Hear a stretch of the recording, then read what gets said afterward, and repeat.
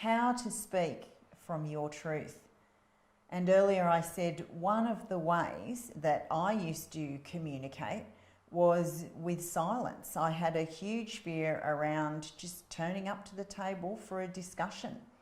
And to move from that and to shift into being able to speak up to people and have my opinion, my point of view, was really acknowledging that there was childhood wounding and how I felt. Like in that moment, I feel embarrassed, I feel scared, and after that I could get to a point where I could express that to my partner, but usually that was a big step for me. So even after I'd begun to speak up to him and say, I feel embarrassed, I feel scared, often I would go back and just have to be with myself and tell myself, okay, it's okay, I'm okay, it's coming from childhood wounding, I feel scared, I feel embarrassed. And once I began acknowledging those feelings, the fear began to subside. Yeah, because the key learning that we want to get across here is that it's not like a huge bridge. You're going to one day wake up and be able to express yourself passionately and say, oh darling, just take me away with you this weekend, and there'll be no like agitation in your voice, or none of the old programming will be there. Like eventually you will be able to do that jump, but just really be kind to yourself in the beginning, that this does take a lot of courage if you've never been used to speaking up. And if there is a lot of childhood wounding there, that it will be the first thing, as Jo has just beautifully pointed out, it's about voicing it to yourself, and even voicing the pain that you feel to yourself. And as you, because this will help you to resolve it as you go along, and as you get yourself into these situations where you're wanting to speak up, you might have to, say, oh, I feel rejected, or oh, I feel really hurt here.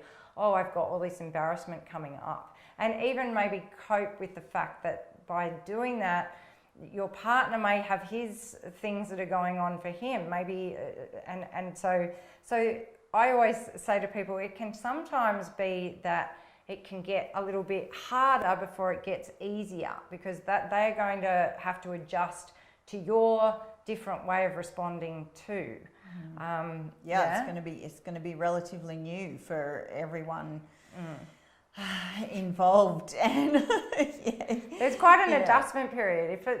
We just want to go, we don't want to ever say to you, oh, just start asking them, because for us personally, it's never been that easy, and it's taken me years to actually be able to speak up without triggers. So we want to be really upfront and honest about how much of a process this has been for us to be able to speak up. And courses, I've done courses where similar to going to counsellors, done the courses where they have given me the steps to ask the intimate partner in my life. I couldn't just ask, I couldn't just follow the steps, put me in a greater world of pain. Yeah. And so be kind, be gentle to yourself. If speaking up for yourself is not something that you're used to, or speaking up is always done with that kind of childhood wounded tone or that childhood wounded behaviour, then, acknowledging that and again, awareness of that is your first step. And congratulate yourself for even becoming so aware of that in your in any conversation that you have, and you'll just keep moving through that as you go. I want to say we do have other amazing tools and techniques that we teach through Awaken Parents, that will help you to move through those faster. But one of our most passionate subjects that we love to help people with, I suppose, is this speaking up thing. Yeah. So there's lots more tools and techniques that you can learn that will help you. Yeah. So it's more.